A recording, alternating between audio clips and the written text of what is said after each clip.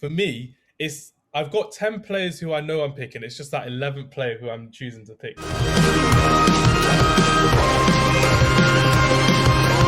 So I'll start from the beginning. It's the full sweep for Emi Martinez. I think it's been the main man in defence for Aston Villa. Again, like I mentioned before, they were relegation candidates last season. Their defence was atrocious last season. Emi Martinez, as Kez said before, was kind of a step up for him because he became the main man, the goalkeeper at Aston Villa. And him and Edison leading the way for, I think it's Golden Glove, I think they call it in the Premier League, or clean sheets. Yeah, that was it. 15 clean sheets, and it's ridiculous that he's done very well and is a major factor in kind of Aston Villa's defence at the moment. Right back, we're going to go with Ryan and going for Kufal. I was thinking of Reece James. I was really thinking of Cancelo, but it's just the fact Kufal, I've seen a lot more of West Ham this season. And again, improving their defence as well. Great crosser of the ball. Someone that no one expected at the beginning of the season to be a success, which is why he's in my team as well. The fact he's been consistently brilliant in their defence, and no one's replacing him unless someone's going to come in for like a good 20, 30 million purchase. Arsenal could do with someone like that, to be fair, Kez. I think he'd be pretty good in that right back slot, kind of over Bellerin or Cedric personally. But yeah, I'd go for Kufa at right back again, 6 assists as well. And for me, I think he's going to grow in this league as well. And someone for us to look out for in the Euros as well, coming up for Czech Republic as well, which will be good. Centre backs, I had 5, but I'm going for the cliche one of Ruben Diaz, who I think has been probably the best signing of the season, bar none. The fact that he's kind of become that new Vincent Kompany. He's a very young leader, still 23, so he's younger than me and is leading a Premier League side out. He's made John Stones a lot better as a centre back partner as well. And it's John Stones, if you remember from last season, he's probably on his way out. He's probably following Otamendi on that way out because they wanted to buy someone new like Diaz and Laporte as their main, and Ake came in as well. So his future wasn't that certain, but with Diaz kind of uplifting John Stones as well, I think that's been quality for Diaz. But not against Anthony Martial when we ruined him at the Etihad. I think I have to throw that in there when he just couldn't hack him. I mean, he's handled Haaland, he's handled Mbappe, but you can't hack Anthony Martial. So we'll see how that happens next season. Jesus Christ. I had to throw a cringy line in there. Whilst the guys aren't on today, I have to throw a cringy Man United line in there fair play. I mentioned Joe Willock for like 2 minutes, so you crack on. No, that's all well and good. But no, Wesley Fofana for me over Konsa, over Maguire personally. And for me, I think it's one of those things where Fofana playing over, 20 games for St. Etienne? And I think Saliba from St. Etienne as well, because they both came in the same summer. And he's the one that's become an FA Cup winner, is close to being in the Champions League, played in the Europa League. And he kind of had to change Brendan Rodgers' thinking in terms of you can't just play with Soyuncu and Evans. You have to try and fit me in the team. So they played a 3-4-1-2. And they've done that over this second half of the season. And it's benefited Kelechi Iheanacho especially the second half of the season. So another one, if you're playing second half of the season, Iheanacho would be in there. But is not in my team for this one, for team of the season. And left back, it's another clean sweep for Luke Shaw.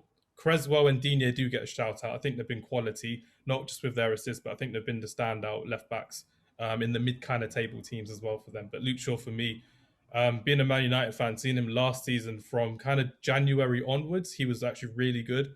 And it was just the fact the pandemic hit and then we had to wait, and then he got injured again, which was unfortunate. And then Brandon Williams came in, where we lost our semi-final to Sevilla. We lost our semi-final to Chelsea in the FA Cup, Brian. And we kind of just withered out for the rest of the season. We didn't really do that well. We had to win on the final day against Leicester to become in the Champions League. So for me, Luke Shaw, he was literally getting there last season, but he's actually got there this season. Stayed particularly fresh. He's barely had any injuries and has kind of grown into his own and has made that left back position his own, not just in Man United, but for England, I would say as well. He's been amazing with creating chances and everything.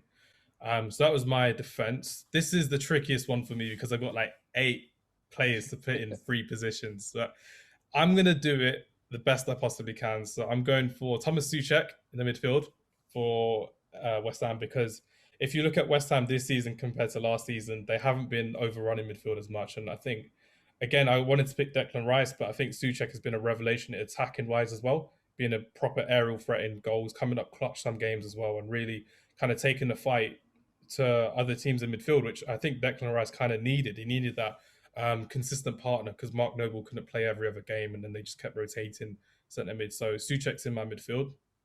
Unfortunately, I'm not going as attacking as the rest of you guys, so I'm going for Wilfred Ndidi.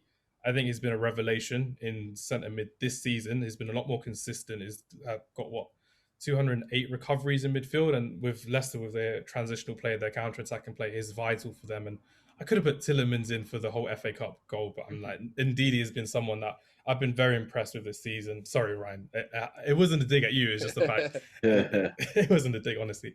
But no, it was someone that I've been very impressed with. 169 duels, 208 recoveries, and 58 interceptions this season as well. But I've been very happy with Wilfred Ndidi. He scored against Chelsea as well. Again, sorry, Ryan. Again, it was a good goal. It was a good Right, goal. you're taking a battering here, lad. It's not at you, Ryan. Written on my forehead. Ryan, it's not at you. That was my Wilfred Ndidi and Souček as the two pivots in the midfield.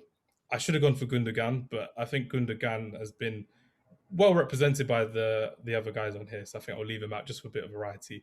And Bruno Fernandes in that number 10 because he's been someone that Man United have craved for since Wayne Rooney kind of left us. I think for me, he's been someone that Mkhitaryan, Mata, Lingard couldn't replace or couldn't replicate in their number 10 form, or in someone that could get the ball into strikers' feet and just quick play. And Bruno Fernandes has been fantastic for me to watch. And I was lucky enough to be at the Man United versus Man City game, the last Old Trafford game when fans were allowed to go in. And he was amazing against that Manchester City team, a team of Gundogan, Rodri, Phil Foden, Sterling in that midfield as well. It's someone that I was quite happy to kind of see take the fight to them. And we haven't had that for a good number of years in our midfield. And with 18 goals, 11 assists. We've mentioned the whole Fernandes thing, but even on games where he doesn't score, he'll motivate the players. He'll still do the pressing from the front. And I think that's been something that has inspired the rest of the team around, especially for me, Luke Shaw. I think it's inspired Luke Shaw dramatically going forward as well since his arrival in January 2020.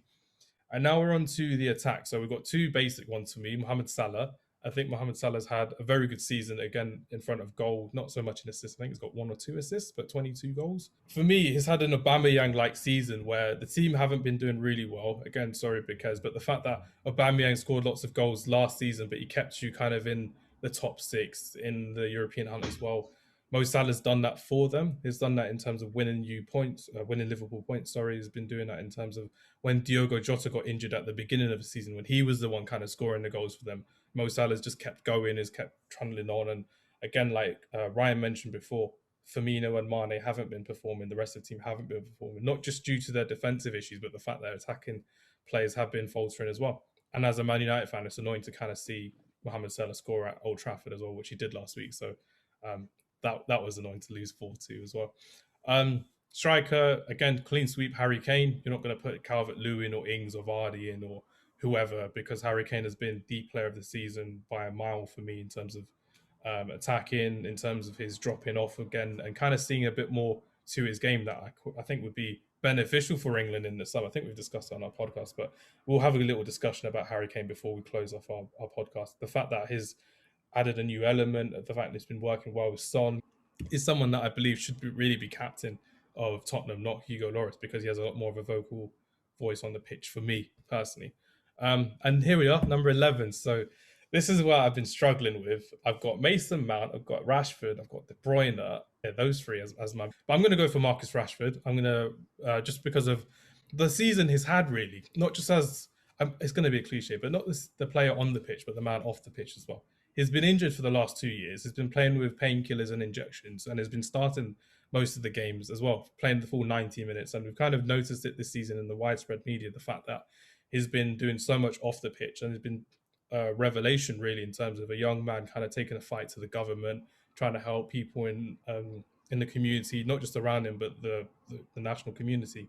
And it's inspiring people around the world to kind of do that for their own countries in France, in Italy, and places in Africa and North America as well. It's something that has been quite inspiring for me. I feel like for me as a Man United fan, I'd be disappointed not to have him in my team. He's come up clutch in a lot of games. The Brighton game away, Wolverhampton at home. He's been doing really well in other competitions. The Leipzig Champions League game, the FA Cup when he did really well against Liverpool. But for me, as a Man United fan, having Rashford and Bruno Fernandes as our main focal points in attack. Obviously, Greenwood and Cavani have done really well recently, but Rashford has kind of held our attack a lot this season with Bruno Fernandes. And I think for me, I'm happy to keep Rashford, Kane, and Salah as my top 3. As much as I want Grealish in there somehow, or trying to fit in Dominic Calvert-Lewin in some way, because this is a really good season as well. But you can't justify leaving out Harry Kane. But yeah, that was my team.